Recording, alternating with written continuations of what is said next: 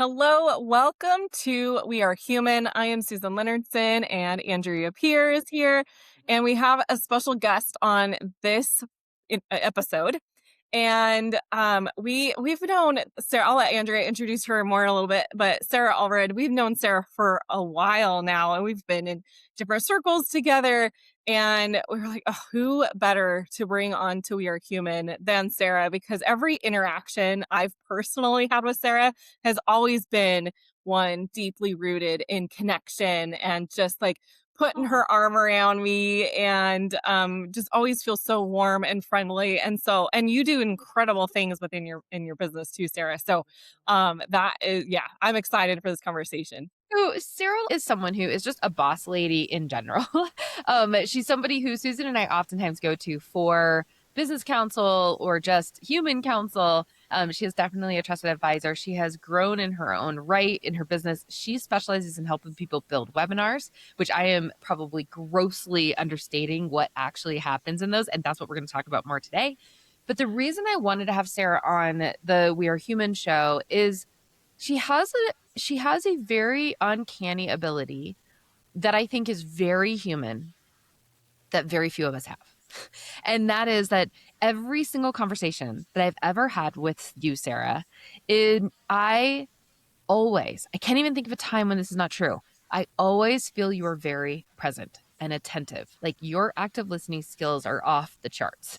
And I don't feel like you're doing it as a means to manipulate or find the next way, but you are very, very present and attentive, and you're so gracious in your response.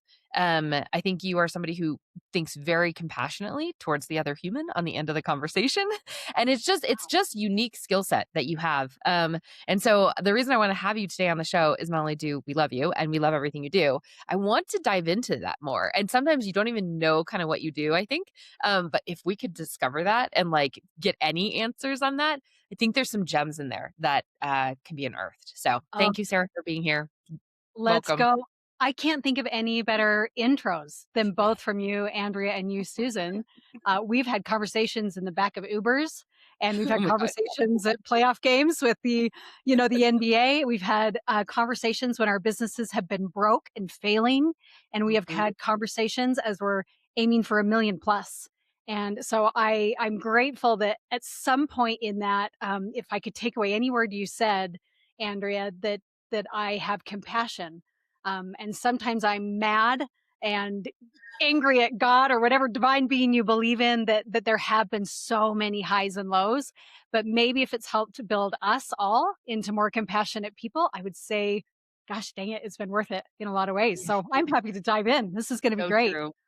Okay, I'm going to start with like a super vulnerable share. So when I chat with you sometimes, Sarah, aside from the feeling of wow, I have another feeling, and that is one of guilt.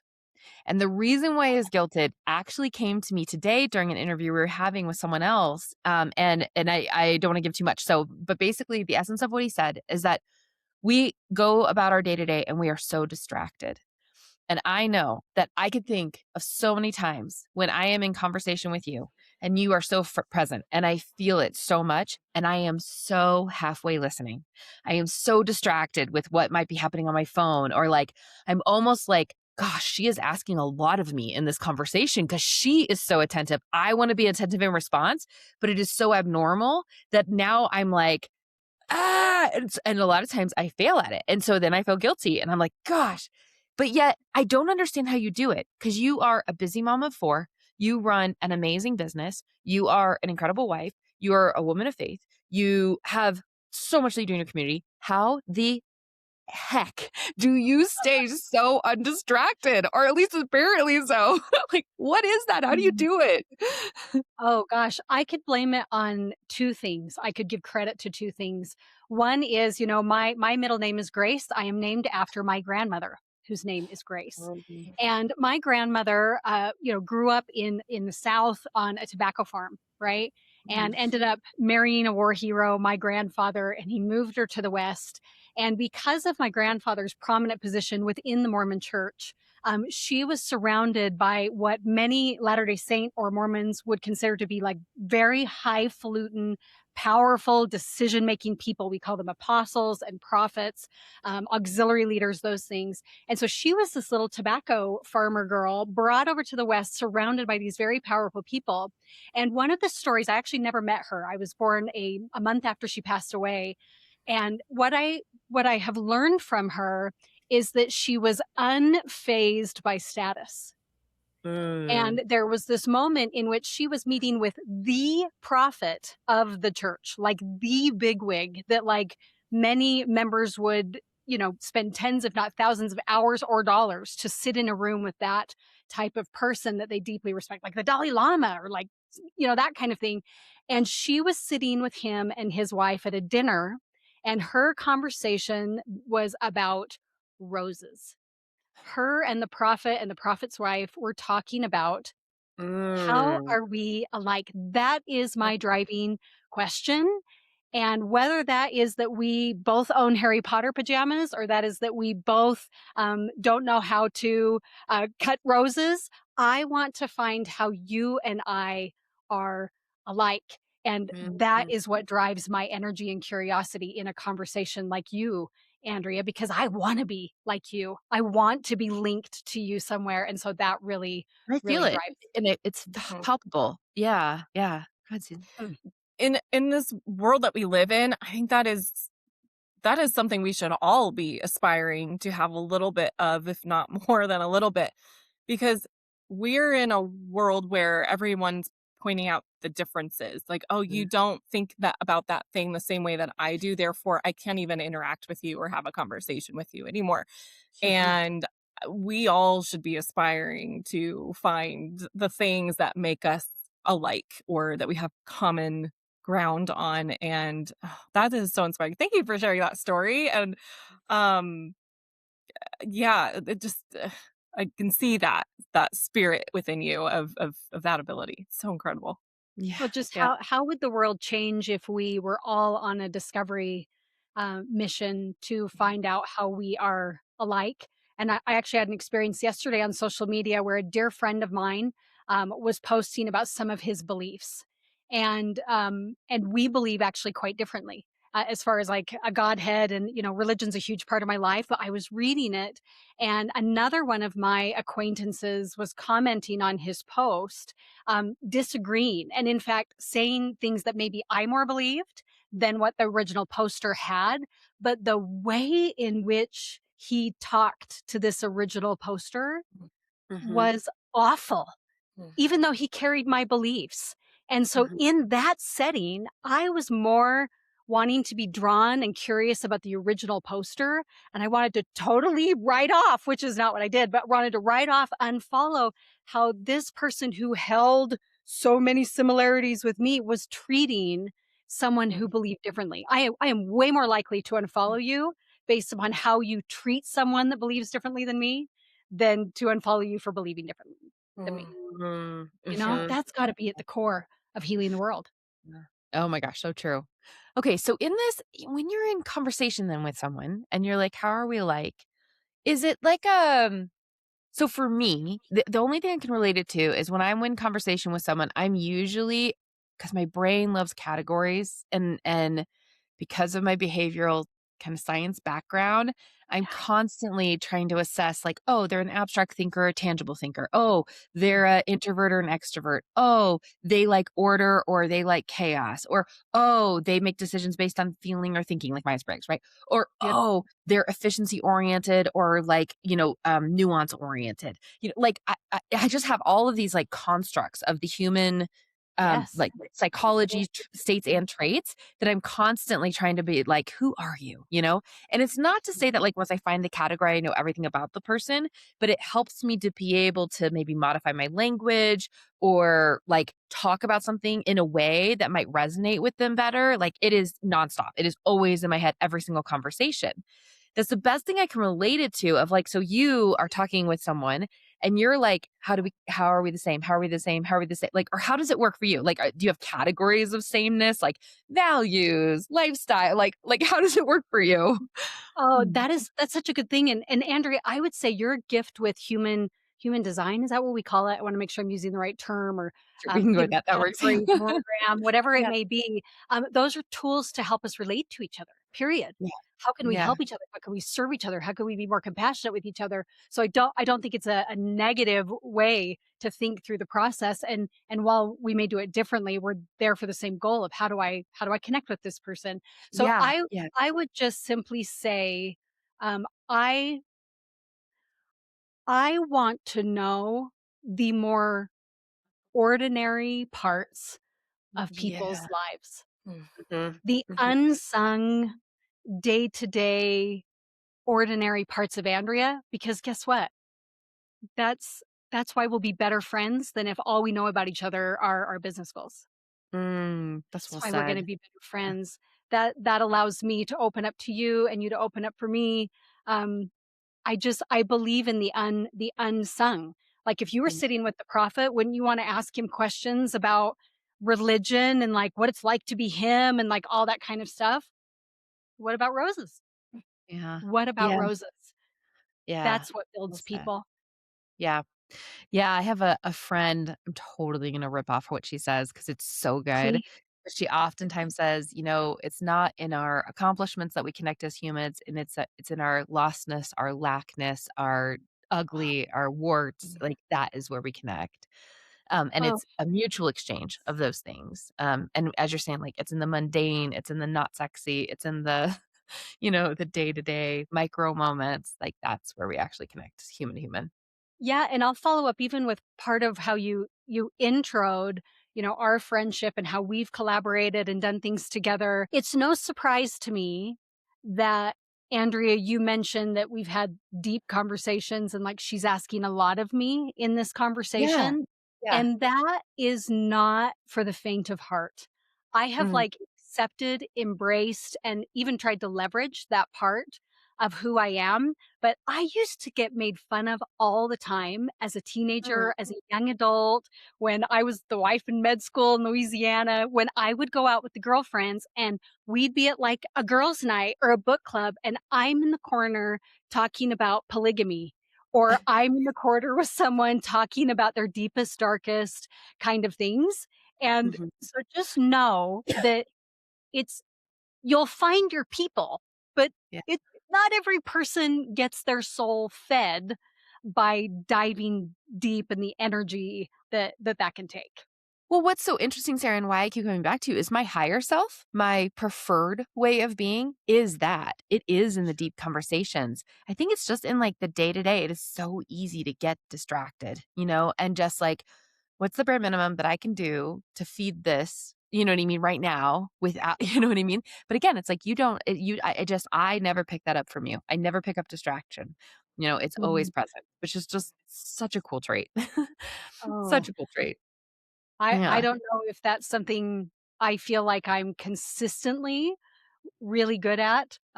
We can certainly go deeper into how to minimize distraction and those things, but I do have a belief that we are sent here to help people. And Yeah. so if there's one element I try to really protect where my attention and energy is, it is in the building and connecting of people. But man, it's not easy. Yeah.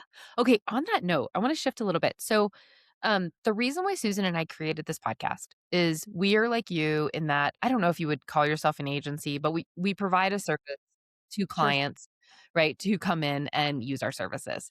And in that, we obviously are making their technology and we're helping pull out their, guidance, and we're trying to make a human-centered experience. And we Magic. know that while we are pretty good at it, like we pretty much know what we are, we also know that it's messy and we mess up all the time. Like every day, there's places where we just miss the mark and we don't get it and whatever. I'm curious in your own business, you help people actually share a little bit about what you do before we dive into that, just so people kind of know, like, especially people who maybe are not marketers and are like Well, super weird, who, are not weird like us and talk about marketing all day. Yeah. I would say that I build online presentations to help entrepreneurs sell a product to many people at a time Yeah. instead of like a one-on-one sales call. So Yeah. we call them webinars, we call them workshops, we call them 3-day challenges. It's all just different lengths kind of thing. So I love that's actually what I do. And if I were to go a little bit further, it's a predefined process and set of steps that they're going to go through to make that presentation, and they could be doing it live to a live audience, or they could be doing it what we call asynchronous, meaning like they pre-record it and now it's like in the void and someone happens to find it through some other Mhm. mechanism. Is that Right, is that right? Okay. right. Mhm. Okay. So now that the audience kind of knows what you do, um, how in the heck, Sarah, do you, as you're helping these entrepreneurs craft these messages, knowing that they're going to be talking to the masses? How Yeah. do you keep those very human things interwoven into it so that we can connect human to human? Such a good question, and it is 4 words. Oh my gosh, I love that you have 4 words. Okay. The most common 4 words that I say to any webinar client, challenge client, well, I'll just use webinar for the sake of tightness, right? Sure. Are, "It's not about you." Okay. All right. Same. Anytime you, whether you're learning from Jason Fladlin or Russell Brunson and you're teaching a perfect webinar or Jason's framework or whatever it may be, the temptation is you want to posture and you want to look professional and you want to look with it. I get it. I get it, right? I get there's a reason I'm wearing this jacket today. I want to appear a certain way to your audience. I want a perception here, right? Like I get it. But every single story that you tell about yourself is not about you. And Mm, so often I will walk in with someone who has, done Russell Brunson's perfect webinar, which is one of the hottest tools to make sales online out there. If you do not have it, download the $7 thing and go make a bunch of money. Like go do it. Often I will get clients that come in having built a perfect webinar, bring it to me and say, it's not converting, nobody's buying. And they'll say, here are all my steps. And guess what? They've followed it. They have mhm. followed it. They're not missing a single step or a single story, a single transition, nothing like that. And it's like, why is Russell a liar? And I'm like, no, he's changed my life, right? He's not a liar. And all of these segments are done with the wrong intent. Mm, They're made to look like you're a victor, right? And that mhm, you've figured this out and that you've struggled and won and that look how smart I am with this framework and this offer. You get access to me. Like, are you feeling it? It feels mhm, gross. It mhm. feels gross. So that is the starting point is we go through each section. We say, who is this about? Because it's not about you. Mm. Yeah. Yeah.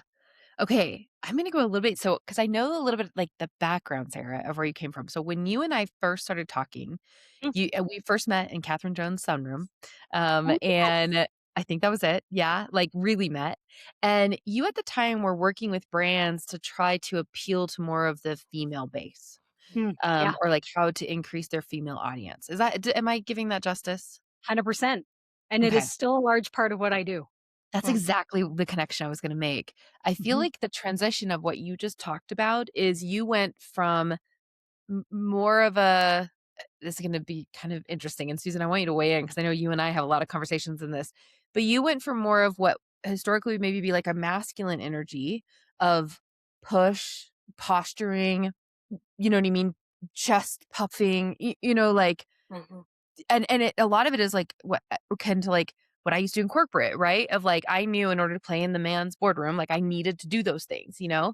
And I feel like what you've done is you've changed from that undertone and intent to more of what historically would be kind of more feminine base of like nurturing, of like, let me be compassionate to my audience. Let me make it about them. Let me tune into how they might receive it. Am I getting that right? Would you agree with that?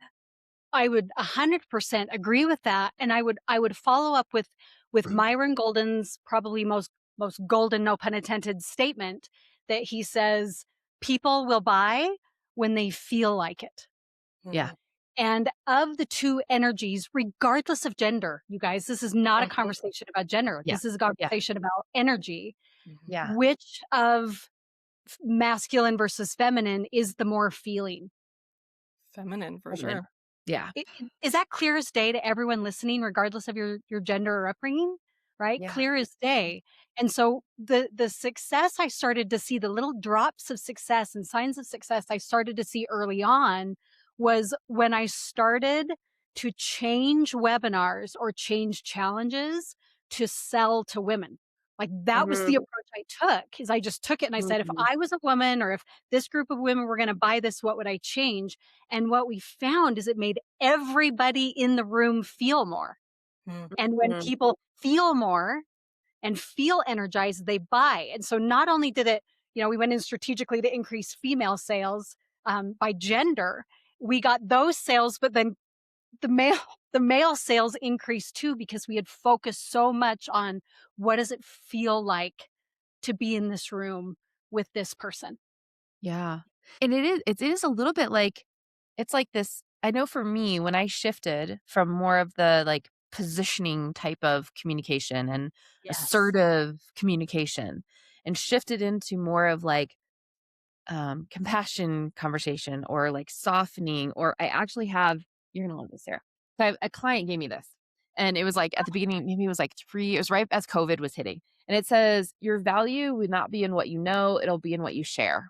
Mhm. And Um, it's like I'm like, it's not about being right. It's not about positioning. It's not about that, right? It's just about what can I share? What can I give? What can I, yeah. And I wonder if there's some magic here of like to really infuse human into the process, to mm, stay human. It is this softening. It is this nurturing. It is this more feminine energy. I don't know. I'm curious your thoughts on that. yeah, and I'll just say through my experience, we'll talk specifically about webinars, and hopefully that can translate to life and the other listeners that you've gathered here on this awesome show. Uh, when when you talk about, do we need to posture in a webinar, right? That's a very masculine thing to do. And all of us can see the slide up front of like, here's all the books I've published, here's the amount of money I've made, here's where I've been featured, right? Guess what? That's on my Mhm. website too. Yeah. Okay. It's on my Yeah. website too.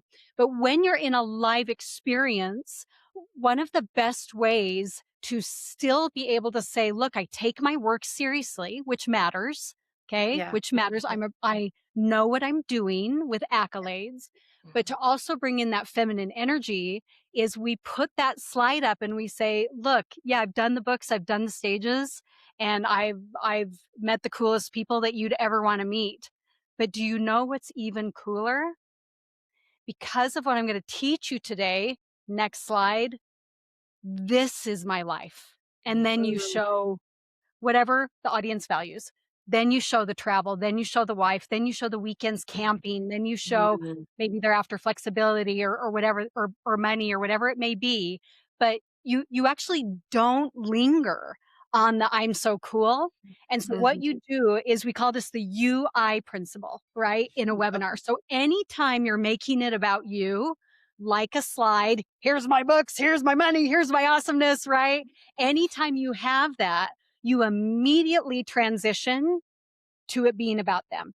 So it's like, Mhm. yeah, I've done all this stuff, but do you know what is so much cooler? Is this is the life it could provide for you. Mhm. Mhm. Right? So you make it about them. I remember seeing Eileen Wilder speak from stage, and she talked about transitioning out of stories, right? And she Mhm. sits there and talks about how when she first started doing online presentations, her husband, I think, was driving Uber and her office was a wreck. And like, she like, didn't have hair extensions and like the cool sparkly boots that we all love from her. I love her so much. She's such an idol of mine. But she just was very ordinary, right? That was starting this thing, and she would talk about how they were just drowning in debt. Her husband was driving Uber and her office was a wreck. Then she immediately goes into, have you ever felt like you don't have what it takes to be Mhm. who you really know you can be? Mhm. Mhm. That's how you do it. That's how you tie it in, because all of a sudden that story, it's not about her. So Mhm. every entrepreneur in the room who has ever felt like, I don't have the resources, I don't have the team, I don't have the whatever to have the dream life I want, that's where you bring in those connections. And so we take that kind of approach to nearly every section of that perfect webinar and say, how do we make this about you for a hot second, but then really about them, and lean a lot deeper into that. I wonder then too if there's something else here. So I think just to kind of recap. So we said, okay, the innate humanness is showing compassion, getting into the feels, providing a nurturing energy, maybe, Yeah. making it about them. I wonder though if there's this other piece, and that is, again, we had this really cool interview this morning with someone who said, we're in a trust recession, and I agree with him 100%. Hmm. But I think that, and because of AI and because of, I'm not sure it's real. I don't know if this actually came from the person, all this stuff, right? Makes a Yep. lot of sense.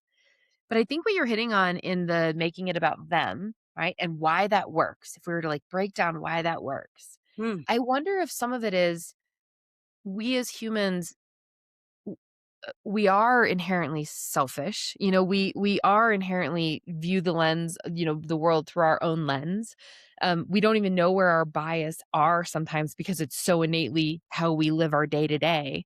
But when someone actually reflects back to us or mirrors to us, there, again, there's this breaking open of like, I feel seen, I feel understood, which Yeah. is such a deep human need. And I wonder if that's also something in there of what you're talking about, of the human connection is felt when you can do that. I think you should come and write webinars. I think you with that insight. And if people need to hang their hat on something to remember exactly what you just said, Andrea, Yeah. um, the entire foundation of my work in getting people to feel a certain way has to do with a very long story that I will not tell today about how I discovered that the hero's journey is different than the female version of it, which The is you could heroine journey. the Mhm. heroine journey in my brain, Yes. we call it the victress journey, Oh, and Andrea, this is a key element, okay?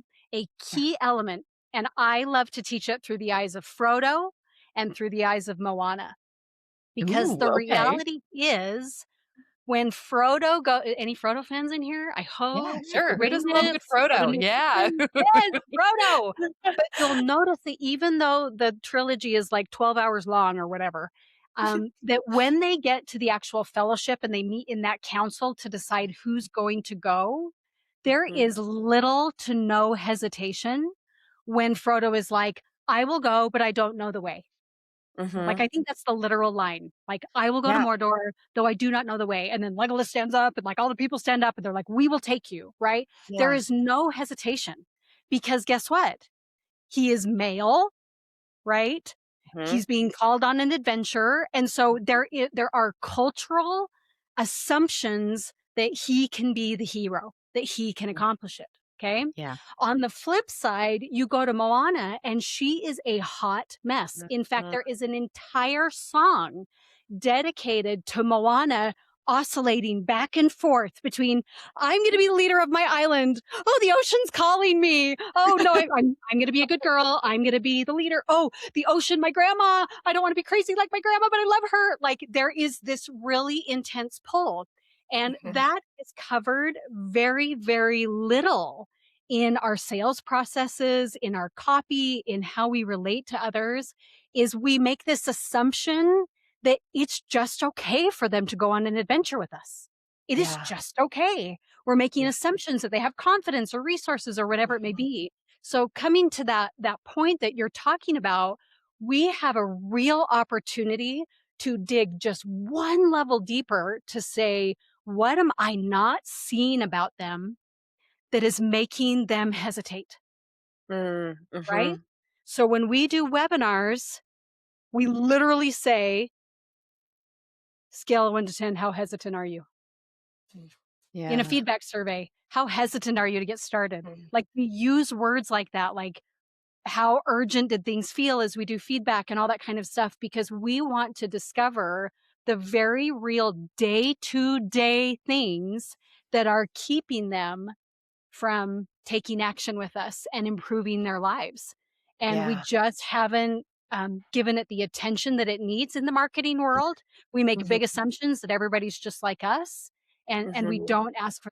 Yeah. Oh, I love that. I think what you're also doing that, Sarah, is you're allowing, again, going back to like we connect through our lostness, our lackness, or, as my friend would say, So do. I think you're allowing them to be not the ideal, you know what you want, go forward, push through, you know what I mean? Like, make a Mhm. decision, like, you're Mhm. allowing the unknowing to be okay, to Yeah. be a part of the process, which again, I think everyone struggles with, or most people struggle with that. Yes, Mm, and I will say, since doing this, we've been doing this about 2.5 years, mhm, that in that process, it has brought such a better expectation from the people that mhm, come into programs or come into agencies or services or memberships or coaching masterminds or whatever it may be, that they understand there is serious mess to the growth that you are offering them, and mhm, they bring that same compassion and perspective into your pool of clients. Like, they are better clients because you pulled out their greatest fears. and mhm. and I would never allow a listener to skip this part, that this is way more of an issue for men, masculine energy, than you would ever think. Thank you for bringing that up, because I was like, I'm sitting here and I'm like, "Ooh, I really wanna ask this question, but I don't know if I should." And it's so Ask it.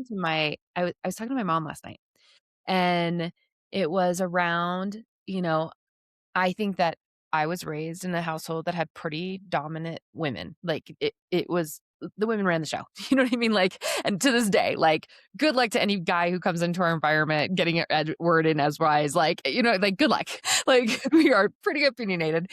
So I was like, but I think that like my sister, my mom, and I, is who I was referring to, we are clueless when it comes to what men actually need and like how to help them be the human part, like that human part. I think we apply all of our lenses, all of our predominantly female lenses onto them, which is a huge disservice.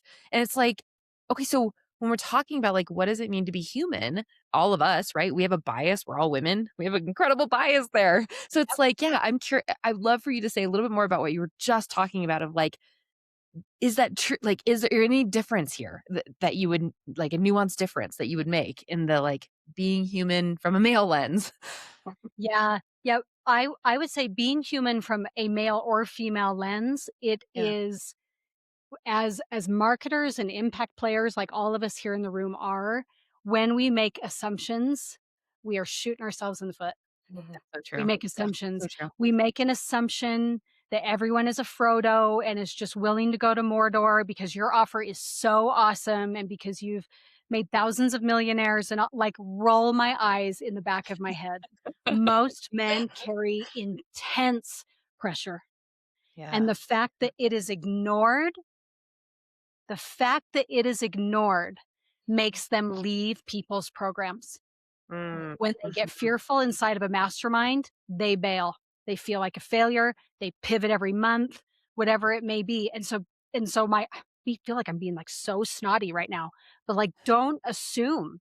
Don't Yeah. assume what it means to be a man in the room, and call out those fears, right? Mhm, Show mhm. those, tell a story about those, make it about you, then make it about him, because boy, do they carry a very heavy cultural burden. Yeah, so true. We have a similar thing that we talk about. I love that what you just said. Don't make assumptions, and whether like gender aside, yes, men generally operate differently than women. Sure. Um, but also, even like gender aside, people operate differently from one another. One man is going to Amen. operate different than another man, and a female different than another female. So one of the things that we tend to say when we're talking about going from them buying your thing into then having to actually do the thing that they just bought. um Sacred work right there, you ladies. yeah, Woo! Amen. we actually started referring to it as, like, they're bought in, but they haven't actually bought in yet. They Yes. bought with money, they pulled out their wallet and they paid money, but they haven't bought with actual action yet. Mm, And I was just thinking, Sarah, it you had mentioned that when you're helping your clients with how you help them with selling their offers through these presentations, it yeah. is bringing in or preparing their clients and customers to be better clients and customers. And I think that you are helping to make that bridge, that gap of buying in with money to buying in with action so much Mm, shorter. And I mm. think it's brilliant, and I didn't want it to be overlooked. Yeah, well Oh, said.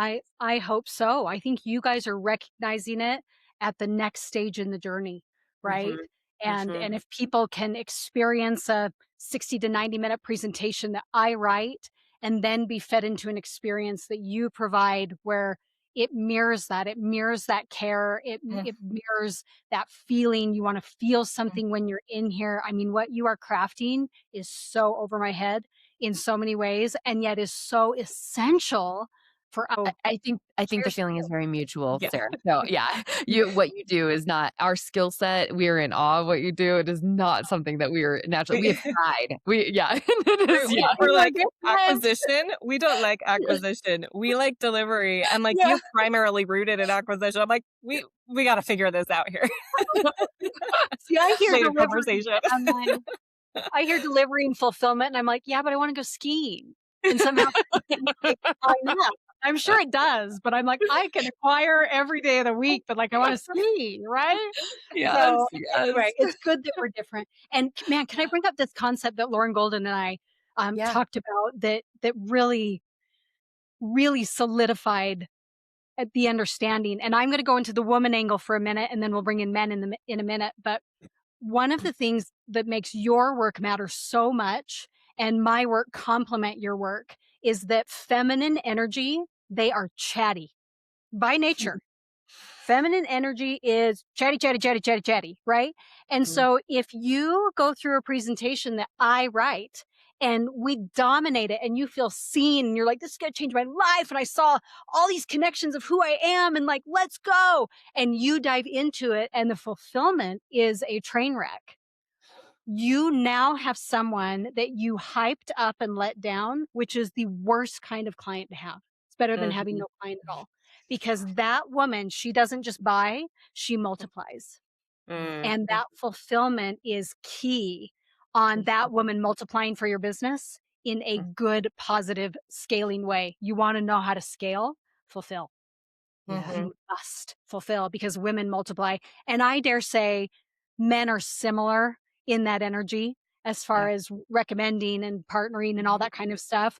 But man, if you lean heavily into fulfillment, that's the key to scale. yeah, yeah. So So true. So true. Yeah, well said. Okay, we're coming into the end here, Sarah. So this is I'm going to transition to rapid fire questions, and we have a couple of them. The Okay. first question that is a little bit more nuanced, but we love, and that is, what do you do every day just to stay human? To stay human, stay connected on a human level. Yes, I'm right there with you. And I'm on it. Um, Oh, I uh-huh. love that. I love that so much. So it's like, if I were to sum it, it's like getting into your body and then having yeah, reminders of the things that make you you through your yeah, history and your stories. Mm. Oh, yeah. I love that. That's beautiful. Okay, last question, and that is, if someone just loves you to death, we will of course put all of your stuff in the show notes.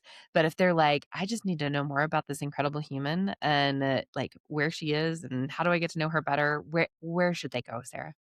Yeah, no surprise here. Find me personally on Facebook and send me a DM. That is where I live. Yes. I am not gonna send you to a website. I'm not gonna send you to a link. I wanna sit there and make you really uncomfortable like I have with Andrea. Just And have an Uber it's conversation.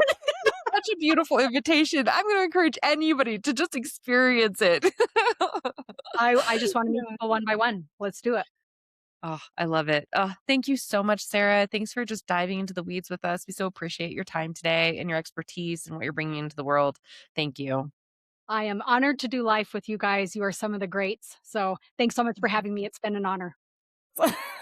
Thank you for listening to this episode of We Are Human. If you loved this and you want to hear more, definitely subscribe, share it with your people. And if you have someone that you know who would be an amazing guest, go to wearehumanshow.com. There is a place where you can recommend a guest or you can recommend yourself to be a guest, and we'd love to have you on. And if you want to watch this, watch the video versions, you can also find the episodes there. And as always, stay human and stay connected. Thank you.